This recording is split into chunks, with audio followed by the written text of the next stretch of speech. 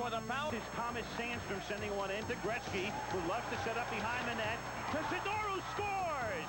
So the game is 16 seconds old, and Daryl Sidor, a rookie, has scored to put Los Angeles on top 1-0. A dream beginning for the Kings. And a nightmare for the Flames, who had to endure more than just plenty of lip from Los Angeles. In the second period, 2 goals in just 34 seconds. Sidor from up the middle, sending it in. It's blocked in front. The puck is loose, and the rebound, and the Kings score. Taylor's shot, I believe, hit the post, and then Taylor gets it to Huddy, who scores. Charlie Huddy puts it in, and the Kings are on top 3-1. Marty McSorley's bank shot from the corner made it 4-1, and the Kings never looked back. 51 penalty minutes for the Flames, only 18 for the Kings. Final score in Game 1, Los Angeles has Courtnall. Courtnall's shot, saved by Anthony. Shot, score! Trevor Linden! Linden provided the margin of victory, but a little insurance came 6 minutes later. Ulonok with a bad pass, picked off by Courtnall for running. Running shot! With a devastating performance against the New Jersey Devils. It wasn't what they did, sweeping the pair in Pittsburgh, but how they did it. The Penguins looked unstoppable. Eckler intercepted again. Yager looking to Tippett. Scores! Yager to Dave Tippett. Samuelson again moving in on the power play. Samuelson to Yager. Scores! Yager the move. Yager moving in. Jaromir Yager. Yager. Lemieux scores! Game 2 was even more impressive. Lemieux is free. Lemieux is in. Shoot, score! Francis turned it behind. Batisov tried to help it along, and it's Yager again. Yager, a rising shot, juggled, he score! Francis. Deflection, score! Hustling ahead now is McEachern. Up the wing, it's Daniels to McEachern, a one-hander, he scores! Here's Mullen moving in with Francis. 2-on-1 and a drive, he scores! 6-3 in Game 1, 7-0 in Game 2. The Penguins are off and running. For the New York Islanders, it wasn't really clear at times this season where they were heading. But now, having qualified for the playoffs, they knew they were destined for a gritty struggle with the Washington Capitals. They've won 4 in our building, and we won 3 over there. It's right point, Johansson. He risks one in front. Healy keeps it out, and it's pushed it to behind. Hunter scores! Hunter had a pair in the third period to help the Capitals take a 3-1 victory in the opener. The pride of Petrolia, Ontario had gotten Washington off to a capital start. Game 2 would prove to be a draining marathon struggle. Once again, Dale Hunter was at the forefront. Johansson with the pass to Hunter on the right side. Hunter pulls the trigger, hits the post, then back into the net. Hunter popped a pair in the second period, but his biggest tally came with the Caps trailing 4-3. The Islanders shorthanded and seconds remaining in the game. Bondra chases it over to the left wing. Into the corner, Christie centers, a drive off the post, he scores! Dale Hunter's hat-trick goal sent this contest to overtime. 6 years ago, these same two teams played a 4 extra period epic. This one, filled with scoring chances, would end in the second overtime. Ray Ferraro, Mullen with them on the right side. A nice little lay-in pass. Mullen shoots. Tabaracci to save. They score! Ray Ferraro! Islanders 5, Capitals 4 at 12:09 on Wednesday morning. Now it's time for Piece of the Rock. The Prudential, peace of mind. It comes with every piece of the rock. Ron Hextall of Quebec is a big reason why the Nordiques feel they're Stanley Cup contenders. Allowing only 3 goals in his first 2 games, Hextall has shown signs of his Conn Smythe performance of 1987. Sarov, foot against Fellows. Muller in front. Hextall. It's on the line. Fellows. How'd that stay out? Quebec's Ron Hextall, a piece of the rock.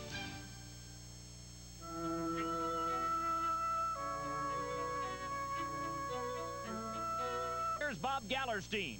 Hawks stopping a total of 47 shots, 19 in the second period alone. Marchman, Turonik, back to Chelios. Turonik, stopped by Joseph. Darryl Sutter's Blackhawks were shocked 2-0 as the upset-minded Blues took a 2-0 edge. Detroit fans feeling confident against the Toronto Maple Leafs, especially after Sergei Fedorov drilled home this shorthanded goal at the start of period 2, sending the Wings on a roll. Detroit moving in the other way. This is Coffey going in. Set it up. Detroit went up 2-0 with a 6-2 win. Next stop on the playoff trail, Vancouver's Pacific Coliseum for Game 2 between the Canucks and the Winnipeg Jets. Two of the league's young superstars, Teemu Selänne, who had yet to score in the series, and Pavel Bure. On this night, Bure came through early in the third. With the score tied at 2, Pavel slid this backhander past Bob Essensa. Vancouver won 3-2 and lead 2-0. Joel Otto with a big night in the Calgary Flames' 9-4 rout of the Los Angeles Kings. Out of the penalty box, Joel Otto, all alone, looking for a short-hander. He shoots, he scores! Otto scored 2, and the Flames even the series at 1 game apiece. Now to the Whales for Thursday night thrillers. New Jersey led the Penguins 2-1 at the start of the third period in Game 3. But Pittsburgh rallied big with 3 third-period goals. A shot off the draw, they score! Pittsburgh won 4-3, taking a 3-0 lead in the series and winning its 14th straight playoff game. The Islanders' Ray Ferraro was the hero 4 minutes and 46 seconds into overtime against the Washington Caps. Puck comes free. Hogan in front to Ferraro. Scores! The Isles' second straight overtime win against Washington as they took a 2-1 edge in the series. In Buffalo, the Sabres and Bruins also battled into overtime. Fontaine, that's the draw to Howardchuk. Good with the tap, say Howardchuk with his own rebound. Score! Yuri Kimilev got credit for the goal, a 4-3 win that gave the Sabres a commanding 3-0 lead. In Montreal, another game decided in overtime as the Canadiens scored when Kirk Muller's shot deflected off defenseman Alexei Gusarov. A big 2-1 win for Montreal, but Quebec holds a 2-1 series edge. That's your NHL update. Get set, pick your head up, here they come. Robbery there! Got it. Shot. Clean! In front of the net! Oh! The best of the best, top 5 saves of the year. It's dragged out of there by Turgeon. 2-on-1 with Thomas. Back goes Weimer. Turgeon in deep to Thomas. Oh, what a stop by Blue! Wow, that shot directly off the face mask of John Blue. To Shaw. Now McIver gets it again. Slap shot. Rebound. Oh, what a save. I don't believe that one on Jamie Baker. By Bergeron. Larceny there. Larceny, holy moly, John, that was one of the best saves I've seen all season long. 40 seconds to go in the period. Cleared it out. Here's Kachuk in alone. Kachuk with a shot. Great save to his right. Kachuk was behind everybody and had Waite to himself and had time to take a look. And Jimmy Waite stuck out the blocker for a terrific stop. Les Nordiques là, qui viennent de voir les Capitals rater une belle chance encore une fois. Puis bon le cœur. Oh! Quel arrêt d'Extor. Est-ce qu'il a la rondelle dans son gant? Oui. Extard qui lève le bras et vole littéralement les Capitals. Pass all the way back to center ice. Intercepted Seamack with Holik. Bobby Holik in on Wah. And Wah blocked it. Rebound. Knocked it between his legs. And makes the save with a glove. This is one of those ones. Just watch.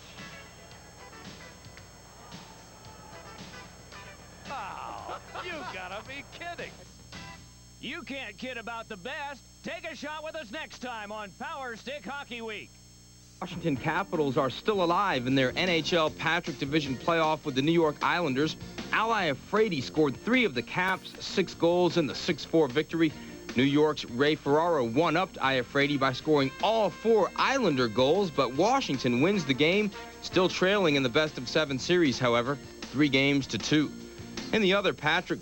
A 28-year-old winger has been unable to play back-to-back games due to a knee condition, but nobody has been more valuable to their team than Cam has this season. Neely was not in the Bruins lineup the last time they were in New York, which was opening night. Cam had a goal taken away tonight. His team didn't need him.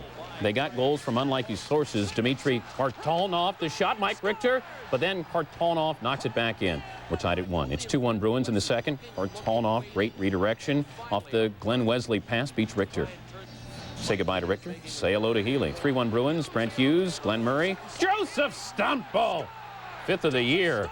20 seconds later, exactly 20 seconds later, off the Ray Bork blast, Dave Reed sends it home. Reed's 4th of the year. Somebody check the tape on those guys. Kartalnov, Reed, and Stumple have 16 goals combined. Neely has 42 by himself. Adam Graves adding 2 more to his total. He is up to 42 on the year. The Devils in Detroit this evening. Valerie Zelapuk and the nice feed to Stefan Richer. Beat Cheveldae 4-2 Devils in the second. Scotty Bowman cannot be happy. He's not. It got worse. Tom Chorsky, the big slapper, made it 5-2. Chris Osgood takes Cheveldae's place. Bernie Nichols beats him inside the post. Nice puck movement by New Jersey tonight. Goal number 13 for Nichols. The pass with that Russian team. Great passing, great skating, and one goal in particular. Davidov, the defenseman, moved up on the play and scored just a beautiful goal. Won't be very easy for them today. Germany is a team that has all the teams Really with their goaltending, and that's one point that has been very strong for years is their goaltending. They rotate 3 of their goaltenders each game, so the Russians are going to find it a little bit more difficult to score in this game tonight. Goaltenders get a lot of help, too. Something that seems to be a lot. Burke, who played the first game for Germany, is in goal again. 3 goaltenders they carry. All 3 play on a regular basis. One, unfortunately, has to sit out each game, and Merck. Past the line. They got 3 guys in quickly. Got the puck to the front of the net where it's covered by Merck. Meanwhile, here's his big save. The long shot from the point was deflected in front, and Merck went down and came up with a fine pad save before the German team was able to clear. Germans just swarm the front of the net. The long shot will come in. Now you can see the next German come in. Watch all the patience he has as Abramov goes down, tries to stay with them.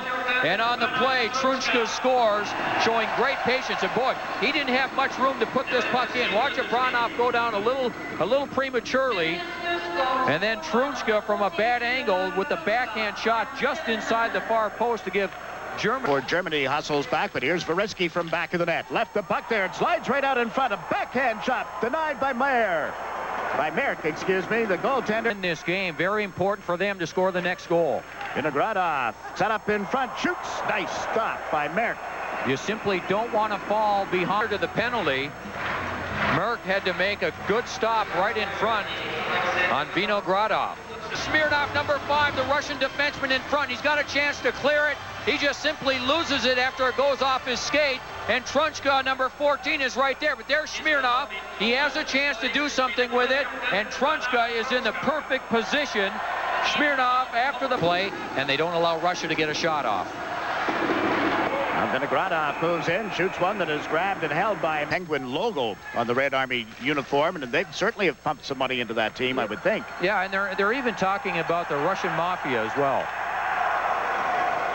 Doucet had a weak backhand shot that didn't. Politically. What a story. Germany leads this game 2-0 in a long shot from the point. Goal. Tukin with a pass in front and a nice stop by Merck. Boy, they had a man planted right at the top of the goal crease. And then the Russian players, what they did is they just split. One came out high towards the slot. The other one stayed in front. So now the defenseman. Here's a 2-on-1. Stefan centers and hit the defenseman. The goaltender down off the post. Over the line, I think. But cleared out of there. The red light did not come on, and the people behind the net. For the red line. Now again, it's up to the referee to make the call whether he should blow the whistle. Russia moving into the German end of the ice had a big scoring chance. Meyer comes out in front and shot wide by the Russians. The 19-minute mark of the opening period. Here's a chance for Kudasov. Holds the puck. Centers. They shoot. Merck the save. Another chance. Merck stops that one. Russia denied twice, and now a scramble. The puck loose and cleared back of the net. 45 seconds in the period. The net comes. All started with a German turnover in their own zone, and then Russia came back. A perfect pass across. Boy, that's the first save going all the way to the left post. And then the same player again on the play is Tarasenko. And then Russia just continues, and Tarasenko again has another chance. This time tries to go upstairs. and hits the side of the net. Boy, he's been stopped repeatedly in this game thus far. If the puck was over the line. Yeah, and it started off to be a 2-on-1. A good play by the Russian defenseman to block the pass. Now, here's a shot off the post. Now, it's coming up right there. Oh, boy, is that close. Remember, the puck has to go over the entire line. The shot off the post. Now, watch the puck right to the crease. Slowly it comes. Oh, boy, is that a close call. Ow. Well, the reasons for that is they say they have brought in some of these Russian coaches to help out. Shot from the point off the pads of goaltender Merck. The Russians set up for a drive from the point. That hit. Rumrich here on the left side took Benda's shot and blasted it on target by Abramov. Here's Nicolishin on the rush. Nicolishin looks to Torgav, shoots instead, glove save. That was a thing of beauty. What a nice glove. Germans, now watch the puck bounce all the way out. That catches all three German forwards in deep.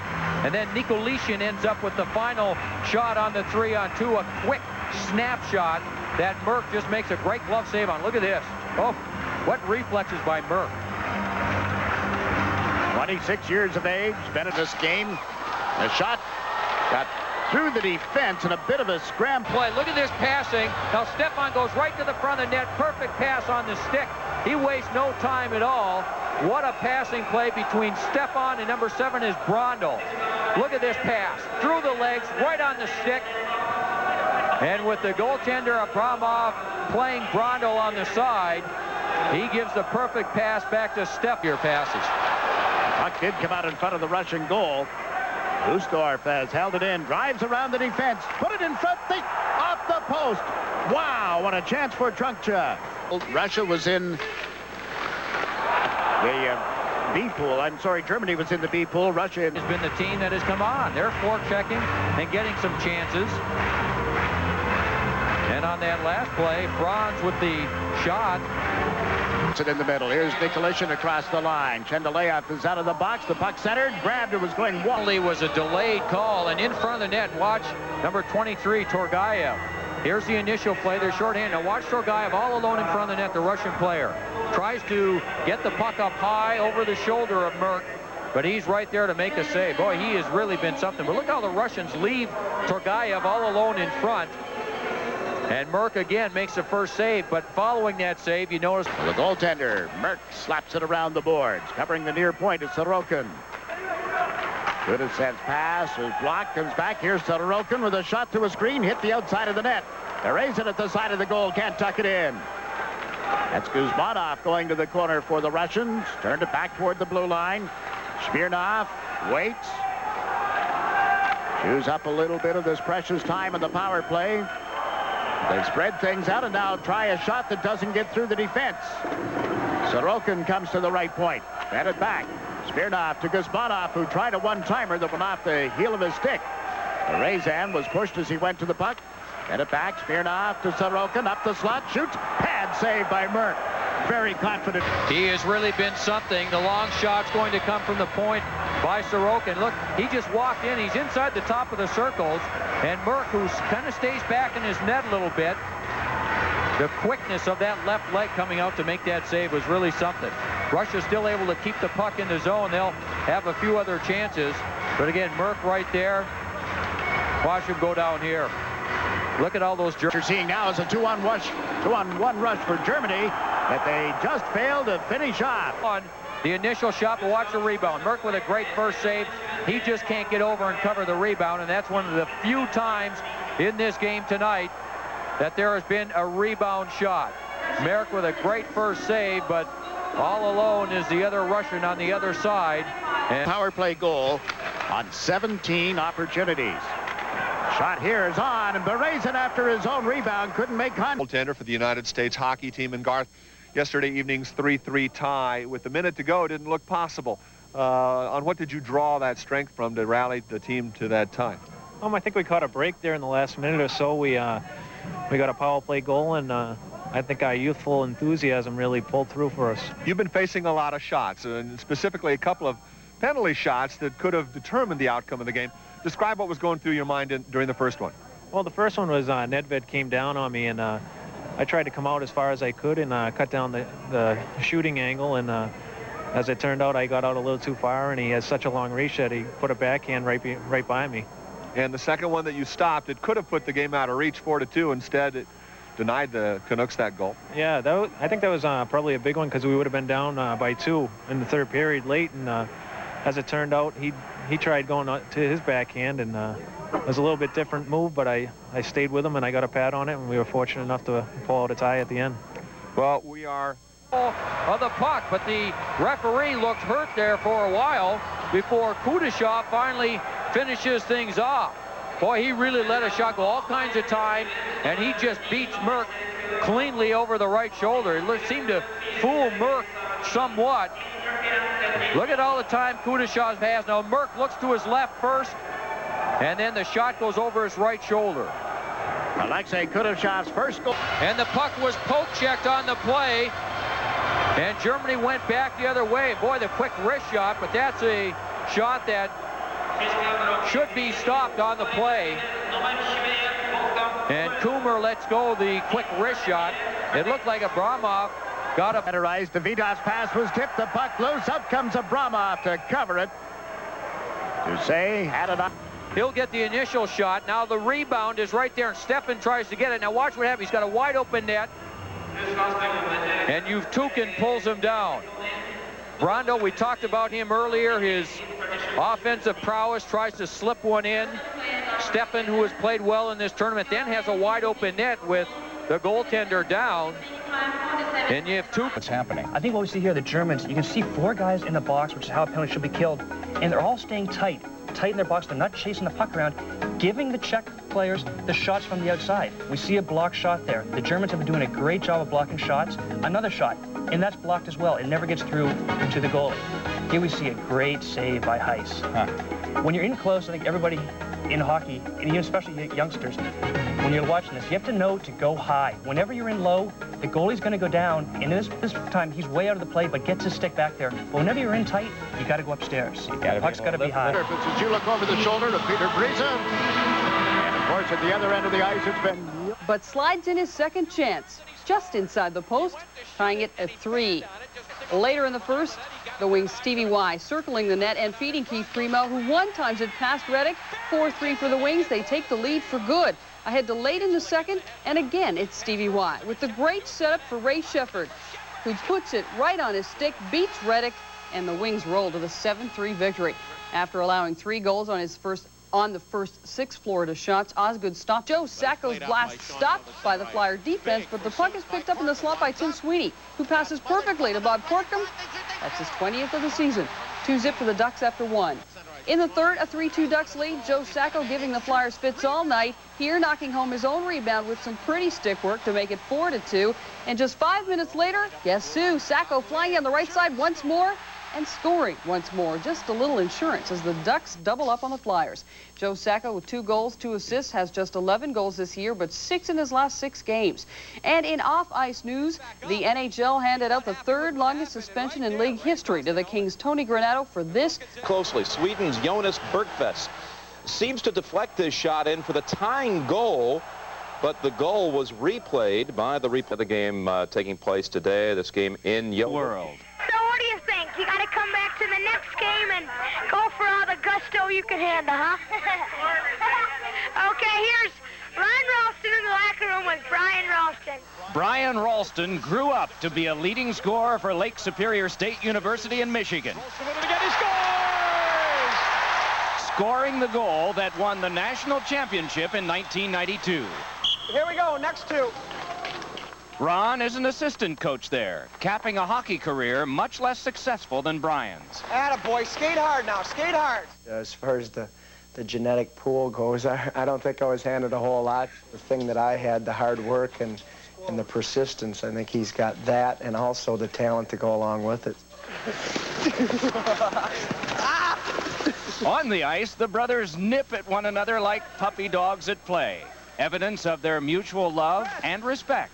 When I was younger, I used to always idolize him. Now he went from a brother to an idol to my coach, so it's quite an experience, I tell you. It's a great thing, though. Do me a favor. Requirement is 3 years, and David Delfino has been there much longer than that. He is Massachusetts born and was in the nets against Team USA in '92 in Mirabel, France, and nearly authored an upset because they led Team USA 3-2 at the end of 2 before losing 6-3. By far the best goaltender in Italy. He's their big game goaltender. He's not big in size at 5'8", 160, 160 pounds, but he tries to play big, and believe me, he gives it his best shot every time he plays the game, and that's why he's in goal for it. Garth Snow, as we mentioned earlier, will get the call for Team USA. He was here at the arena in Lillehammer 3.5 hours prior to the game. A very low-keyed individual. The players love playing for him, and he's a big kid, stands up, not using the reflexes a lot, but uses his size a lot. No hockey in Sweden took the puck wide. You'll see the pass across. You see the room he has. It looks like Italy was trying a line change. And for Delfino, the shot slides right through the legs. The first shot on goal that he's had to face. And you see him move a little bit early. The puck slides off the inside of his right pad. He's got great position here, but he opens up. He cheats a little bit. And for... Over for Ted Crowley. Shoots one, and that one nailed by... A floater from Crowley hits the catching glove, but you'll see it slide out of the glove. Now Lazaro tries to get the net. He was... Peter Ferraro able to spin, has an opening for Howard, got it to him, moving in, fed it across off a skate. Ferraro with a shot, and that one went around behind. Back on comes Italy. Good, hard shot by Bruno Cirillo. Locked away by Snow. Cirillo again, and this time he lost to Matt Martin, who starts it ahead. Falling on the play was Di Gaetano. Drive, score! Peter Ferraro, 2-0. Team Italy get trapped when the defenseman falls down.